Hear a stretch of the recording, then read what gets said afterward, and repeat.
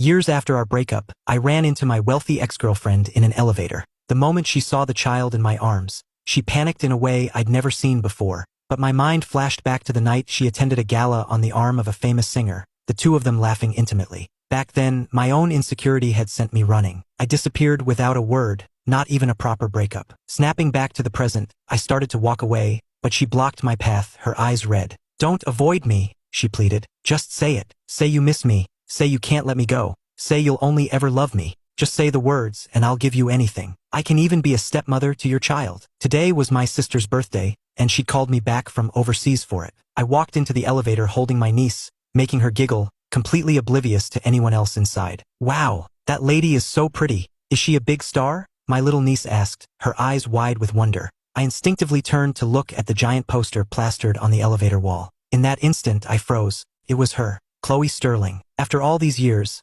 I'd heard she'd become incredibly successful. I stood there in silence for a few seconds as a flood of long-buried memories rushed back, making it hard to breathe. But that was all in the past. I gently pinched my niece's nose and said in a doting tone, "Her name is Chloe Sterling. She's a very powerful businesswoman. Too bad, while she's an amazing woman, she wasn't a very good girlfriend." Just then, the elevator doors opened, and a woman with a beautiful voice stepped in. "Sir, were you just talking about me? Wow, and hello, little one. Don't you think I'm pretty? Wow, you're so pretty. Hey, you look exactly like the lady on the poster." My heart leaped into my throat. That voice was too familiar, so familiar it was etched into my very soul. When I finally lifted my eyes, they met hers. Time seemed to stand still. Chloe was startled at first, then her gaze locked onto me, her brow furrowing as her eyes darted between me and the child. Soon, her expression turned cold, reverting to the icy mask I remembered. I instinctively took a step back, making room for her. "Hello." Hearing my polite, distant greeting, Chloe let out a bitter laugh. "Is that all you have for me?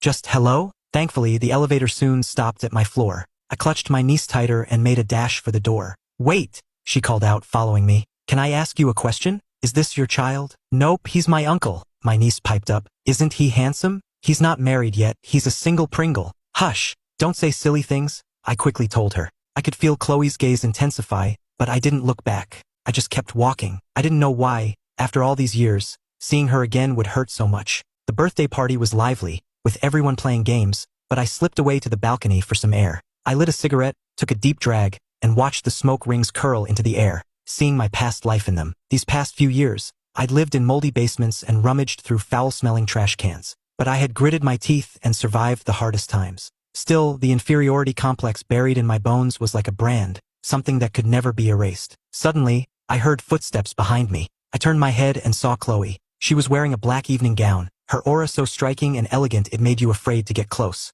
"You never used to smoke, did you? It's only been a few years. Where did you pick up such a bad habit? I thought you promised me you'd never smoke." "Sorry, I've always smoked," I replied coolly. "I just never did it in front of you because you said you didn't like the smell. You didn't come all the way out here to lecture me, did you?" Just as I was about to brush past her, she suddenly reached out and grabbed my arm. "Don't you have anything to say to me?" "Like what? What is there to say? Reminisce about the past? Rekindle an old flame?" "Sorry, I have my own life now. You should stop trying to be a part of it." Seeing her this flustered for the first time made my nose tingle. It wasn't for her, but for myself. From now on, who I walked with and what kind of life I lived was my decision alone. Could be anyone, just not her. Besides, we were never from the same world. "You stop right there. You're not leaving until you give me an answer. Where have you been all these years?" I calmly shook her hand off and sneered. "Humph, looking for me? Why, Miss Sterling, to you, wasn't I just a dog you could summon and dismiss at will? What's the matter? You're getting anxious now that your dog has run off." I wasn't trying to belittle myself, I was just stating a fact. Chloe fell silent. Her gaze was so sharp it felt like it could pierce my skin, see into the moldy corners of my heart, and expose the fact that I still loved her. "Ethan Miller, you're a bastard. How dare you just vanish without a single word?" Chloe and I met in college. Back then, I was scraping by on a monthly allowance of just over $1,000, while she was already financially independent. She covered almost all our expenses when we were dating. While other students were stressing about failing classes, I was trailing behind her, seeing the wonders of the world. A single night of partying in New York City could cost more than I could save in a whole year. For me, it all felt like a beautiful dream I was bound to wake up from. There was an insurmountable class divide between us. I could only be a fleeting firework in her life's journey. We couldn't be like a normal couple. She was always busy, and a message from me might go unanswered for hours. This constant feeling of insecurity was torture. Even when we went out, her friends never bothered to remember my name. In their eyes, I was just an accessory, a temporary guest who could be easily replaced. Until that one time, I knew she was attending an event and happened to be nearby, so I went to sneak a peek. That single glance was the final straw. In the spotlight, she walked the red carpet on the arm of that famous singer. She looked perfect, her custom gown accentuating her figure and grace. They looked so sweet, laughing arm in arm, like a match made in heaven. I stood in the shadows watching them, feeling both calm and completely broken. That was a world I could never touch. It was time for me to wake up. The wind was cold that night. I left the apartment she had bought for me, with no breakup and no goodbye. I snapped my SIM card, deleted all my social media, and completely erased myself from her world. I took a deep breath, forcing myself out of the memory and back to the present, looking at the teary-eyed Chloe before me. Miss Sterling, please have some self-respect. I admit, seeing her still made my heart race, but it wasn't love anymore, just a deeply buried instinct. Now, I weigh the pros and cons of every situation. Her persistence was likely born from a sense of indignation. Someone like her, born at the finish line, couldn't stomach being dumped by a poor kid. I was her unforgettable first love, the one that got away. But that kind of love was too heavy a burden, and I wasn't worthy of it. I pried her hand off mine again and gave a bitter laugh. Heh, I'm sorry I left so abruptly back then, but I can tell you clearly now, Chloe, there's no future for us together. The past you can't let go of means nothing to me anymore. We've long been worlds apart. I hope you take care of yourself. With that, I turned to leave without another moment's hesitation. But Chloe didn't seem to understand. Before I had taken more than a few steps, she rushed forward, grabbed me, and pulled me into the nearby stairwell. Miss Sterling, compose yourself. Let me go. No, I've already lost you once. This time, I don't care what you say, I'm never letting go. Before I could even process it, Chloe pressed herself against me and kissed me. My eyes shot open, my heart hammering against my ribs. I was frozen, completely at a loss. After a long moment, she buried her head in my shoulder, her arms wrapped tightly around my waist, her body trembling. Then, I felt a warm wetness spreading on my shoulder. She was crying. In the quiet stairwell, I could hear Chloe's suppressed sobs. Are you done playing? You've been hiding from me for so many years. Can you please come back now? In that heavy silence, it dawned on me that the seemingly carefree Chloe had feelings too. At the end of the day, she was just a person. Maybe she was just bitter about being abandoned, but what was the point? She'd had a string of successful men by her side over the years, so why couldn't she just let go of the past, and let go of me? I hardened my heart and gently but firmly pushed her away. I told you, it's impossible between us. I saw panic in her eyes, followed by the light dimming from her once bright gaze. She was disappointed. Not daring to give her another chance to speak, I turned and walked away without looking back. I ran right into my sister, who was looking for me. What's wrong? Are you not used to these kinds of parties? Why the long face? It's nothing, it was just getting stuffy inside, so I came out for some air. Come on, let's go back for the cake cutting. Is that so? Lily said you met a really pretty lady. Do you know her? Yeah, I know her. She was my girlfriend in college. An ex. My sister, having been through it all, patted my shoulder and told me that as long as I was happy, it didn't matter if I never got married. I smiled at her, a warmth spreading through my chest. A few days later, my assistant, Leo, came to me with a gossipy look on his face. Mr. Miller, there's a woman outside who's asking for you by name. She's gorgeous, has a really powerful vibe. Should I let her in? What's her name? She didn't say, just that she knows you well and insists on seeing you. I glanced at the time, frowned, but finally nodded. Have her wait for me in the conference room. After I finished up some urgent work and pushed open the conference room door, I understood why she had been so insistent. It was Chloe. When she saw me enter, her beautiful eyes flickered, and her lips parted but no sound came out. I was speechless. Does this woman not understand plain English? Ethan, don't go, she said urgently as she saw me turn to leave. I sighed and sat down across from her. CEO Sterling, you're certainly efficient, tracking down my studio so quickly, I said with a cool jab. I'll give you 1 minute. State your business. Chloe's eyelashes trembled. She took a deep breath to compose herself. Ethan, I'm here today to commission your services. I heard you're a renowned jewelry designer, so I have a big project for you. I need you to design a diamond ring for me. Hearing this, I raised an eyebrow, my interest piqued. My design fees are very expensive. I can afford it. The question is, do you dare to take the job? Ha, that's funny. When someone's offering me money, why wouldn't I dare? Chloe was taken aback. It was the first time she had seen such a confident, composed smile on my face. However, I added, as the designer, I need to know the purpose of this ring to create the perfect design. Chloe looked at me, her gaze suddenly crystal clear. A proposal. With a clatter, my hand trembled, nearly knocking over the teacup on the table. I hastily steadied it, forcing myself to remain calm. Congratulations. Did I hear that right? Proposal? Who was she proposing to? That singer she was on the red carpet with, or some other wealthy heir? Wait, Ethan, get a grip. Why are you feeling so sour? Why do you care so much? Why are you so flustered? Haven't you moved on? Ethan, what's wrong? Is this too difficult for you? If you can't do it, just say so. I won't force you. She seemed to see through my feigned composure, transforming back into the queen who controlled everything. It's not difficult at all. It's simple. You can coordinate with my assistant for the follow-up. Now if you'll excuse me. Stop. No need to bother anyone else. I'll work with you directly. The person I'm proposing to is very stubborn, and if he's not satisfied, I wouldn't dare risk his displeasure. Are you questioning my professional ability? Not at all, Mr. Miller. Surely you wouldn't refuse to help with such a small matter. Fine, you win. As I reluctantly took out my phone to add her on iMessage, she couldn't hide the triumphant smirk on her face, a look of pure satisfaction. Surprisingly, Chloe seemed to have changed. She didn't send any harassing messages. Her account was so quiet it seemed fake. The only thing there was the system notification from the day we connected. I was quite satisfied with this. The peace didn't last long. A few days later, I was heading home from work as usual. As I waited for the elevator downstairs, the doors opened and a man in sunglasses and a mask hurried out. Sorry, Ethan? Are you Ethan Miller? I took a closer look at the man under the light and gasped. It was him, the famous singer who had walked the red carpet with Chloe. And he knew who I was. Mr. Miller, you live here too? Yes. The way he looked at me was strange. Not like he was sizing up a rival, but more like he was watching a drama unfold. Let me introduce myself. I'm Chris, Chloe's older brother. Ethan, right? I've heard Chloe mention you often. What? Her brother? So, the man on her arm back then was her actual brother? No wonder I thought they looked good together. They had a family resemblance. What have I done? You live alone? Not going to invite me in for a drink? Yes, I'm alone. No problem. Please come in. I don't have any tea, just bottled water. Is Fiji okay? I'm fine with anything as long as it's wet. His eyes darted between me and the apartment, making me extremely uncomfortable.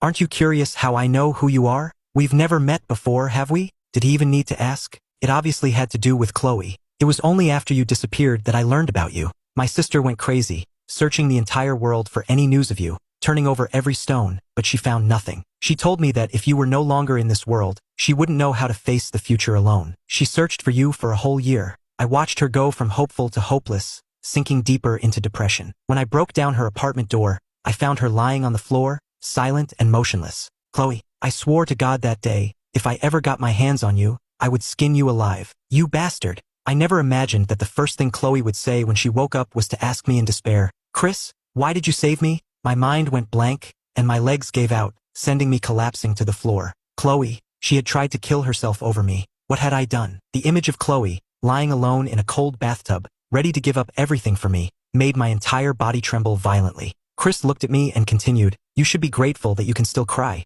You should also be ashamed for the rest of your life. You're the one who pushed away a woman who loved you so deeply, a woman who was willing to die for you. I'm sorry, Mr. Sterling. I honestly didn't know. You certainly are sorry. Chris suddenly lunged forward, grabbing my collar. Sigh, but I guess it's not all your fault. That foolish girl is just too stubborn. Don't be fooled by her cold exterior. She loves you more than she loves herself. I just hope you'll act like a man and clear up the misunderstandings from the past. If you don't remove this thorn, she'll never be okay. The moment the door closed, I completely broke down. I lay on the cold floor and sobbed, a tidal wave of guilt washing over me. It turned out I was the executioner. I spent that weekend in a daze. I'd open my iMessage chat with Chloe, type a sentence and then delete it. That order for a proposal ring now seemed like the ultimate irony. Just then, my old classmate Alex organized a get-together and invited me to a bar. Amidst the deafening music, I sat in a corner, nursing my drink and drinking alone. People around me were chatting, but I couldn't bring myself to join in. Hey,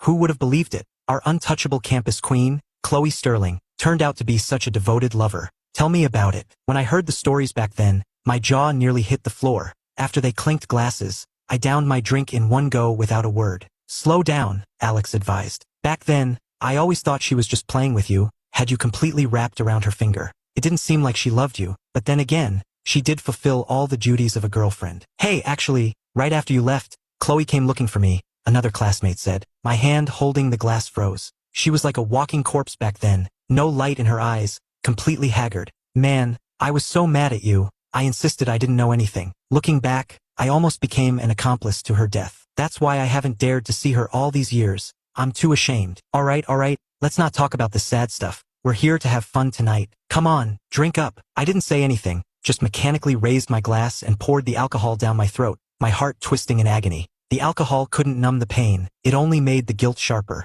I had hurt her. Forget it, I'm heading out. You guys have fun. Hey, Ethan, the night's just getting started. Ethan, you're drunk. Let me take you home. The speaker was Sarah, a classmate from our high school. Ever since she found out I was back in the country, she had been subtly trying to get information about me. Thanks, but don't worry about it. I can just get an Uber. Later, Alex secretly told me that Sarah had a crush on me since high school, but I had been completely oblivious back then. Come on, Ethan, you're already swaying. We can't let you go alone. Just let Sarah drive you. Yeah, we're just looking out for you. Don't refuse. It's no problem. I'm heading that way anyway. It's not safe for you to take an Uber in your condition. Surely you trust me more than a random driver, right? With her putting it like that, it would have been rude to refuse again. My place is close by. Thanks for going out of your way to drop me off so late. I appreciate it. I only found out later that it wasn't on her way at all. She had driven across half the city just for this chance to be alone with me. No problem, she said, suddenly flustered. So, as we approached my building's entrance,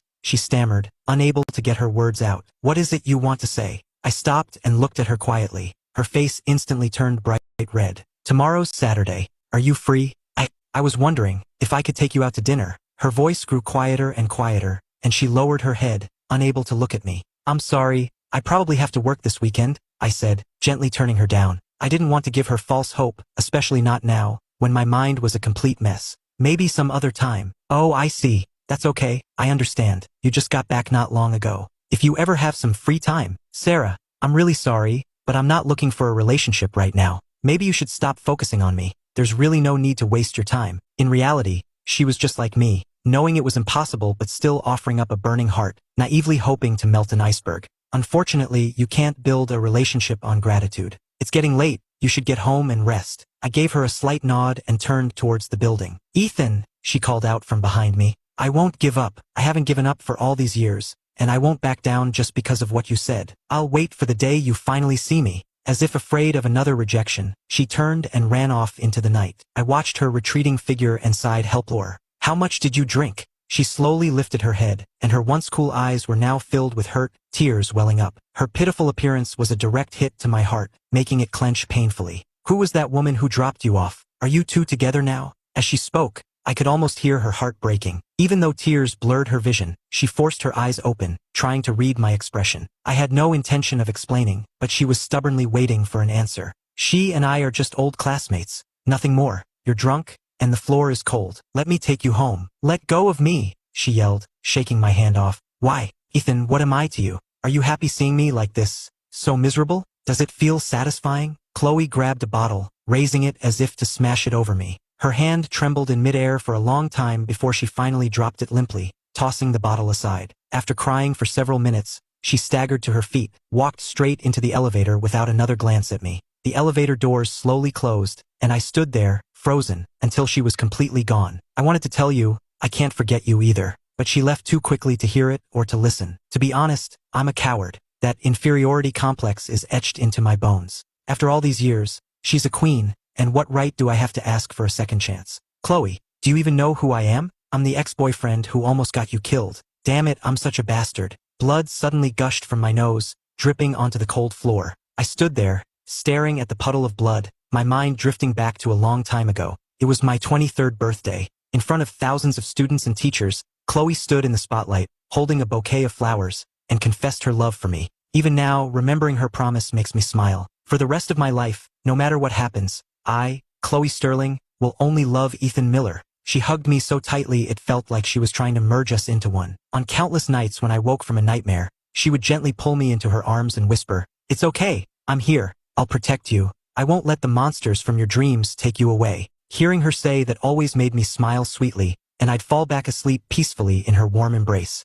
After we broke up, when I'd reach out in the night and feel only cold emptiness, I realized those moments were just dreams born from how much I missed her. But what could I do? I'm a coward. I didn't dare tell her how much I missed her. I was selfish too. Even when I was abroad, so broke I was close to begging, I didn't dare come back. I was afraid of hearing news of her wedding. I quietly got up to get a glass of water when my phone on the table suddenly buzzed. After a moment's hesitation, I answered the call. Hello? Oh, he answered. Hello? Is this Ethan? I'm a friend of Chloe's. Thank God. Is something wrong? You have to come quick. I don't know what set Chloe off, but she called us out and just started chugging drinks. We couldn't stop her. She's had more than a dozen bottles and is completely passed out. Her phone screen is still on, open to your iMessage chat. Even in her sleep, she keeps calling your name. She must have said Ethan 1,000 times. Hearing this, my grip on the phone tightened. When I got to the bar, her friend saw me and said, "Oh my God, you're finally here. Quick, come in." She's been calling your name so much her voice is getting hoarse. "Hey, what's wrong? Why are you just standing there?" "It's nothing." As soon as I entered the private room, I saw Chloe slumped on the sofa. She was completely wasted, her long hair covering half her face. Even dead drunk, she slept peacefully, like an injured kitten. "Sorry for the trouble tonight. I'll take her home now." I closed the back door of the car, nodded to them, and was about to get in and leave. "Ethan, brother-in-law." "Wait a second, bro, brother-in-law?" Hearing that, my mind went completely blank. I was short-circuiting. "I know this is sudden, but Chloe told us you're the one she loves, and that we were only allowed to call you that. You guys never even seemed to ask my name before, and now you're calling me brother-in-law. Please don't. That's too much for me to handle." "Brother-in-law Ethan, you've got it all wrong. Ha ha ha. We didn't need to ask your name. Chloe talked about you constantly. Every other word was Ethan. Ethan this, Ethan that, ha ha ha. She loved you so much. She'd even planned out the names of your future children. Ha ha ha. Honestly, we didn't ask because our ears were already ringing with your name. Ha ha ha. So, that's how it was?" Chloe specifically told us back then. She knew you were sensitive and told us not to pay too much attention to you,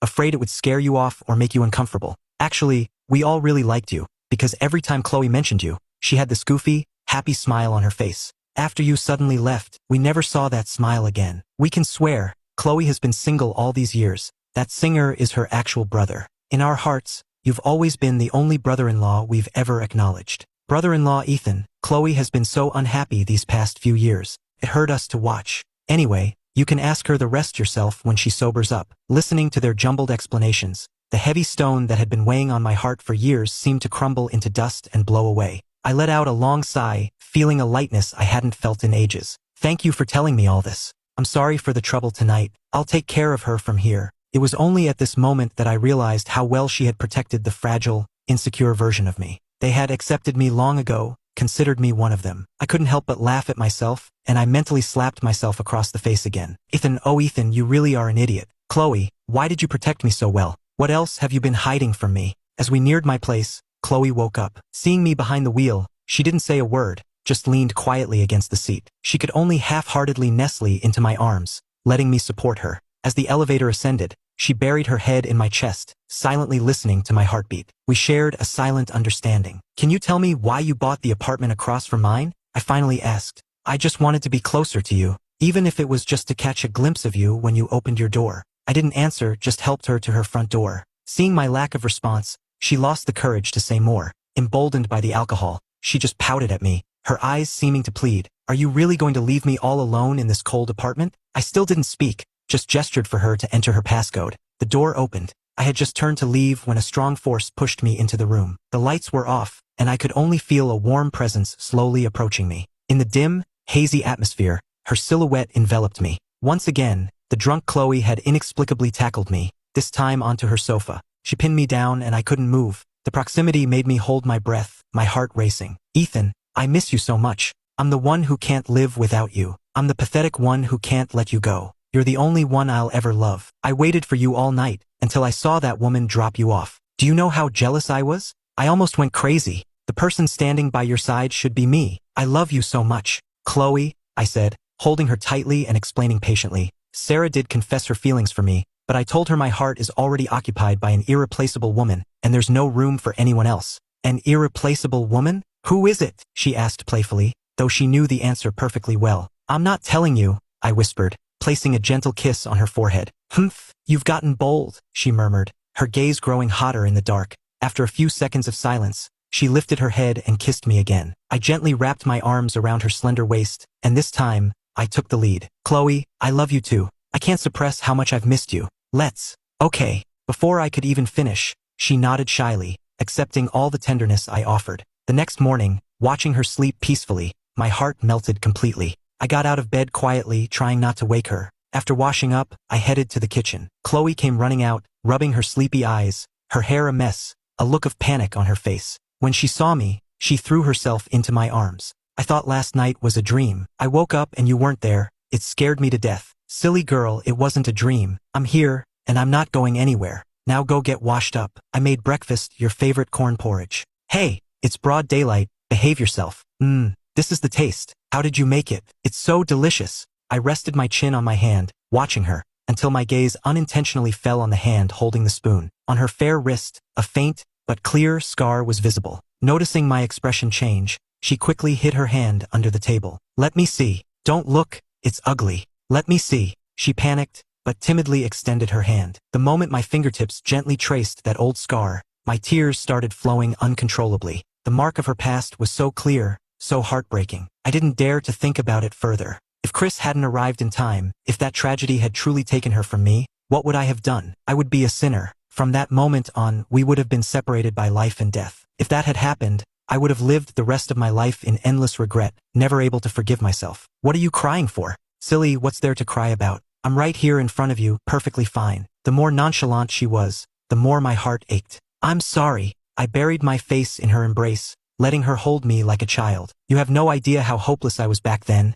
and how much I hated you. I hated you for coming into my life, for giving me hope only to snatch it away, for being so cruel as to abandon me. Later, I figured it out. Since I couldn't find you, I would make myself so successful that you couldn't miss me. I worked tirelessly, desperately building my reputation so that if you were still alive, you would see me no matter where you were. I wanted you to know that I was doing well, that I was exceptional. But more than that, I just wanted you to know how much I missed you. I held her tightly, wishing I could fuse her into my very being and never let go. You know, it's always been you for me. I swore I would marry you and become the happiest woman in the world. Her words slowly dismantled my fragile defenses of self-loathing. I'm sorry, you've suffered so much all these years. Okay, stop crying or I'll get mad. Be happy. She wiped away my tears and cupped my face. Ethan, I really hate you for abandoning me, but I'm so pathetic. For the rest of my life, I'm completely and utterly yours. I was too sensitive back then, refusing to communicate because of my insecurities, stubbornly believing only what I saw. That was a huge mistake. Today, I had to lance that festering wound in my heart. Chloe, I want to be honest. When we were together, I felt incredibly insecure. You were surrounded by glamorous, wealthy people, and I was just a poor student. I was terrified I wasn't good enough for you. I didn't dare share my joys, and I certainly didn't dare share my sorrows. I knew you were busy and I was afraid of bothering you. In our relationship, I felt like a clown on a tightrope every single day. Plus, you have a naturally cool demeanor, so whenever you were even slightly distant, I thought you were just playing with me. You were a great girlfriend, but I never felt worthy of being your partner. For a long time, I saw myself as a dog you kept on a leash. When you were happy, you'd toss me a treat. When you were sad, don't say any more. At some point, her eyes had also filled with tears. Ethan, please don't talk about yourself like that. I never ever thought of you that way. You never did. Only now did she finally understand why I had seemed so insecure back then. I'm sorry, Ethan. I had no idea there were so many misunderstandings between us. Do you know how much I like you? She said, her voice soothing me like a child, bringing a long-lost sense of peace. Actually, the first time we met wasn't at the university. Venmo me $50 and I'll tell you. I'll Venmo you 50,000. I want to hear 1,000 secrets. The first time we met was on a rainy night. My dad was in the hospital and I was rushing to get there. The area was remote and I couldn't get a cab. Just as I was about to run into the downpour, you saw how desperate I was. You didn't say a word, just handed me the only umbrella you had. What about you? It's fine, I live nearby. Before I could even react, you ran off into the pouring rain. The rain was so heavy that night, it soaked you completely, and it left an indelible mark on my heart. I remember thinking, who is this silly boy, willing to get drenched just to give his umbrella to a stranger? So silly. At the time, I thought we'd never cross paths again. But then, I joined that volunteer event, and in a sea of people in red vests, I spotted you immediately. I knew it was a sign from heaven. Ethan, when you thought I was just playing around, the truth is, from the very day we got together, I was already wondering when you would ask me to marry you.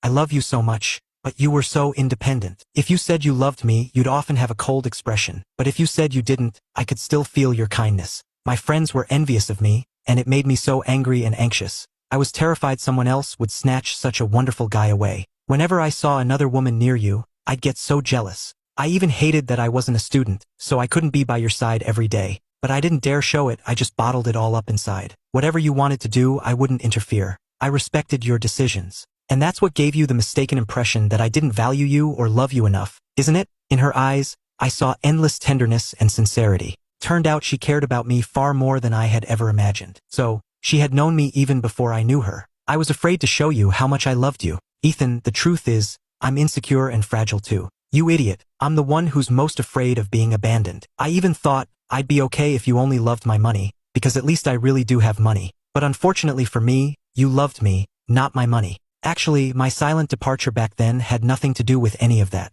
It was because I mistakenly thought Chris was your actual boyfriend. Just because of that? Ethan, are you an idiot? Why didn't you just ask me? Seriously, I was just attending a dinner with my own brother. She looked like she was about to explode, glaring at me before biting down hard on my shoulder. You could have confronted me. I'm not afraid of you throwing a tantrum. I was just afraid of you leaving without a word. I kept wondering if I did something wrong, she said, her voice full of hurt. Ethan, I hate you so much. That night, all the misunderstandings were finally laid bare. I gently carried her back to the bedroom, and looking at her peaceful face, I couldn't resist placing a kiss on her forehead. Good night, my silly girl. After we got back together, Chloe changed. She wanted to be stuck to my side every day, terrified that if she looked away, I'd disappear again. I knew she was incredibly insecure. To be honest, so was I. We were both afraid the other person would vanish again. So this time, we both carefully nurtured our rediscovered love. At night, she would still hold me tightly, as if afraid she'd wake up to find it was all a dream. I will never leave you again, not until the day I die.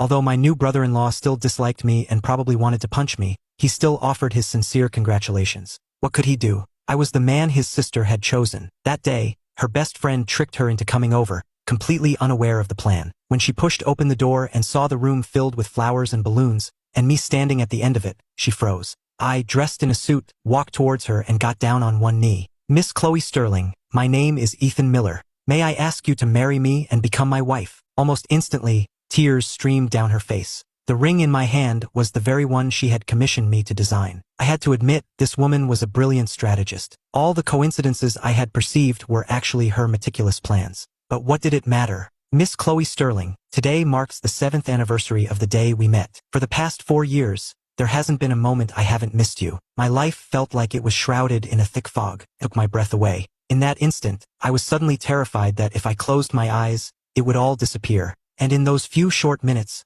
I made my decision to propose. I have to propose to you. I made you wait for 4 years, while you foolishly waited 7 for me. So now, I'm officially asking for the rest of your life in return. I want to give you a home that belongs only to us. Chloe, will you walk through this door with me? Outside the door, Chloe covered her mouth, her body shaking uncontrollably. Our friends started chanting, "Marry him, I will," she cried without any hesitation and as if showing it to the whole world. Ethan, I feel like the happiest woman in the world right now. The cheers and applause of our friends engulfed us, but her eyes were only for me. You are the best gift the world has ever given me. Hearing that, my nose tingled. The truth is, I never told her that she was the best gift the world had ever given me. I also never told her that on that rainy night, I had just lost my last living relative. Back then, I was on the verge of a complete breakdown, using the cover of the rain to vent all my emotions. In my near-destroyed state, I never could have imagined that for one small act of kindness, fate would repay me with such a precious gift. She was like a small sun that illuminated my world. At the moment we exchanged our vows, she stood on her tiptoes and whispered in my ear, "You are the deepest secret I've ever kept in my heart." 6 months after we got married, Chloe got pregnant. She became even clingier, often acting like an insecure child. "Honey, after the baby is born, are you going to love the baby and not me anymore?" "How could I? No one could ever replace you in my heart, not even our baby," I said with a smile, pulling her into my arms and patiently reassuring her. "Soon, a little one will be calling you Mama," in a tiny voice. "When that happens, will you be too busy with the baby to pay attention to me?" "Of course not, because in this whole world, you will always be my favorite Ethan," she said, pressing her face against my chest, her tone firm and sweet.